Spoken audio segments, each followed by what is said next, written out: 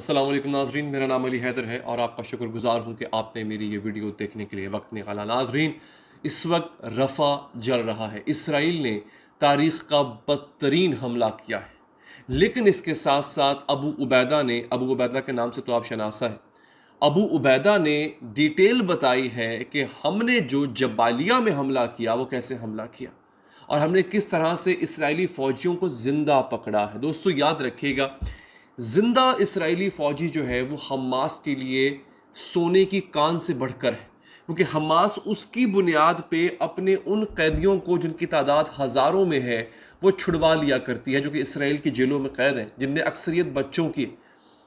Jabalia में होने वाले उस हमले पर बाकायदा हमास ने एक रिपोर्ट जारी की है।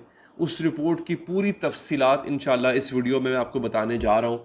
ईरान और रशिया ने एक जॉइंट मिलिट्री एक्सरसाइज का आगाज़ कर दिया है, उसकी तफसीलात भी मैं आपको बताऊंगा आज की वीडियो में। बहुत सी चीज़ें हैं दोस्तों। दूसरा, ईरान एग्जैक्टली यही काम वेनेजुएला के साथ करने जा रहा है। अच्छा, आप इस मुल्क से शायद कम वाकिफ़ हों। वेनेजुएला जो है एक ऐसा मुल्क है जो बाकायदा तौर पे मगरबी ताकतों के ख़िलाफ़ खड़ा होता है, अमेरिका के ख़िलाफ़ है, इसराइल के ख़िलाफ़ है और ईरान के बहुत नज़दीक है।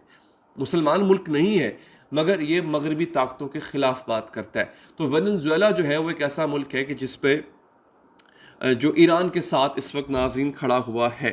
फिर दूसरी जो इम्पोर्टेंट चीज़ है वो ये है कि अमेरिका ने कहा है कि हम यानी अमेरिका जो है वो इंटरनेशनल क्रिमिनल कोर्ट या आलमी अदालत इंसाफ से बढ़कर है, हम इनसे ऊपर है, ये हमसे नीचे।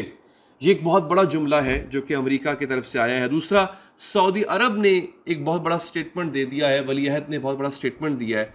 उसने कहा कि इसराइल को एक्सेप्ट करना होगा कि वो फ़लस्तीन के बगैर नहीं रह सकता। अगर वो चाहता है, अगर वो समझता है कि फ़लस्तीन के ख़ात्मा करके फ़लस्तीन को सफ़े हस्ती से मिटा के वो एग्जिस्ट करेगा इसराइल, तो ये इसराइल की बहुत बड़ी भूल है। नाज़रीन, ये एक बहुत ही बड़ी चीज़ है। और आखिर में मैं आपको बता देता हूँ, इसकी तफसील मैं आपको बताऊँगा। ज़ेलेंस्की जो है वो यूक्रेन का सदर है। आपको पता है रूस और यूक्रेन आपस में बरसरे पैकार है। यूक्रेन ने रूस की न्यूक्लियर फैसिलिटी पर हमला कर दिया है। इसका मतलब क्या है? वो जगह जहां पे जो न्यूक्लियर पावर प्लांट्स हैं, एटमी घर जिसे कहते हैं, जहां पे हथियार भी रखे होते हैं, रूस ने वहां पे हमला कर दिया है।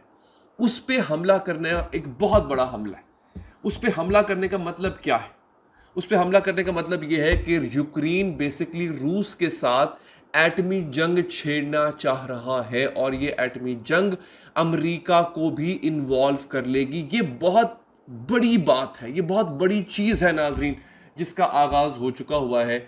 आप कहेंगे कि क्या इससे एटमी जंग शुरू होती है? तो उसकी जब मैं आपको तफसीलात बताऊंगा तो आप हैरान रह जाएंगे। उसकी वजह यह है कि रशिया का जो न्यूक्लियर इंफ्रास्ट्रक्चर है उसके बहुत अहम हिस्से पे हमला किया है यूक्रेन ने। अच्छा, इस वक्त जो रडार्स लगे हुए हैं ना वहां पे, उनका काम क्या है? अगर उस पे हमला होगा, देखिए रूस को यह पता है कि सिर्फ एक मुल्क ऐसा है जो मेरे ऊपर हमला करने की सलाहियत रखता है, वो है अमेरिका। और यूक्रेन के पीछे अमेरिका है, आपको पता है इस बात का, ठीक है।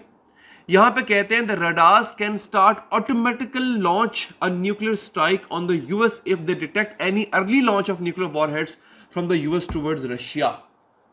ये रूस के पास, उसने वो टेक्नोलॉजी उसके पास है, अगर उसको महसूस हुआ कि उसके न्यूक्लियर पावर प्लांट पे किसी भी किस्म का हमला हो रहा है, तो ऑटोमेटिकली न्यूक्लियर हमला, एटमी हमला जो है वो रूस की तरफ से ऑटोमेटिकली, कोई बंदा लॉन्च नहीं करेगा, ऑटोमेटिकली रडार की वजह से वो लॉन्च हो जाएगा और अमेरिका पे एटम बॉम्ब का हमला होगा रूस की तरफ से। तो जवाब में अमेरिका भी हमला करेगा। ये कितनी बड़ी जंग छिड़ने जा रही है और यूक्रेन इसको जो है वो फ्यूल कर रहा है। यूक्रेन के पीछे अमेरिका है। The impact of these radars can cause unwanted scenario around the world. अच्छा, एक आदमी है, उसका नाम है हैंस क्रिस्टेंसन। ये न्यूक्लियर आर्सेनल एक्सपर्ट है।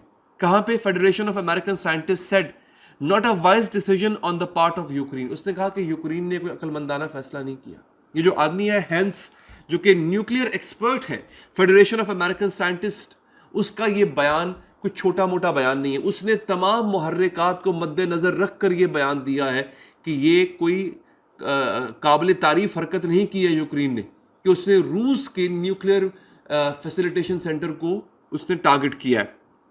नॉर्वेजियन मिलिट्री एक्सपर्ट, नॉर्वे का एक मिलिट्री एक्सपर्ट है, उसने कहा है it's in everyone's best interest that Russia's ballistic missiles warning system works well.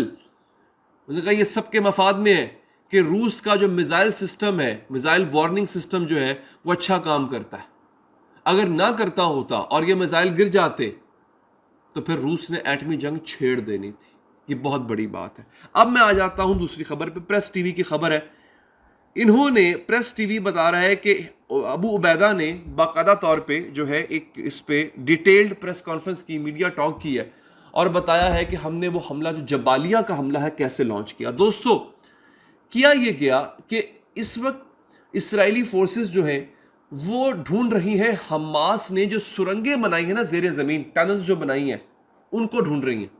क्योंकि हमास की ताकत वो ज़ेरे ज़मीन सुरंगें, वो क्या करते हैं, सुरंग की एक साइड से घुसते हैं मुजाहिदीन और बिल्कुल दुश्मन के करीब जो उसका कैंप लगा होता है, सुरंग खोद के बाहर निकलते हैं, हमला करते हैं, वहाँ पे सुरंग में चले जाते हैं और गायब हो जाते हैं। तो इस्राएली फोर्सेस उन सुरंगों की खोज में थी। यहाँ पे लिखा यह है कि हमने इस्राएली फौजियों को, जो कि बहुत बड़ी तादाद में थे, हमने उनको अट्रैक्ट किया, हमने उनको रास्ता दिखाया एक ऐसी सुरंग का जो कि मुजाहिदीन ने बना रखी थी।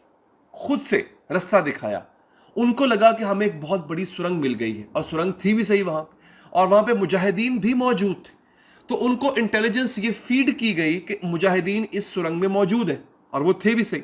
जैसे ही वो सुरंग में घुसे, उस सुरंग को दोनों तरफ से बंद कर दिया मुजाहिदीन ने। उन पे हमला आवर हुए। हमला आवर होने के बाद उन्होंने बास को गिरफ्तार किया और उसके बाद उस सुरंग को धमाके से उड़ा दिया। 20 इस्राएली फौजी उसी धमाके की जद में आके मर गए, उसी सुरंग के नीचे दब के मर गए। और कई ऐसे हैं जो कि उन्होंने जिंदा गिरफ्तार कर लिए हैं।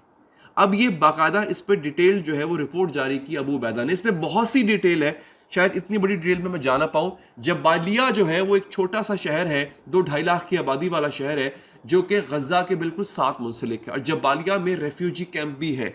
गज़ा में जब बमबारी होती है लोग जबालिया जाके पनाह लेते हैं, लेकिन जबालिया में भी इन्होंने बमबारी की तो लोग रफ़ा चले गए। रफ़ा में क्या हुआ है, रफ़ा में इन्होंने वहाँ पे टेंट लगे हुए थे। आज सुबह इसराइल ने हमला किया है वहाँ पे और अब तक की इतलात के मुताबिक 40 बच्चे जिंदा जल गए। 40 बच्चे। तो इस वक्त ये सूरत हाल है दोस्तों। आग दोनों तरफ लगी हुई है, लेकिन मुजाहिदीन मुसलसल लड़ भी रहे हैं और इसराइल को नुकसान भी पहुंचा रहे हैं। इस पर अगर आप मजीद अपडेट जानना चाहें, चैनल को लाजमी सब्सक्राइब कीजिए। अपना ख्याल रखिए। अल्लाह ने के बाद।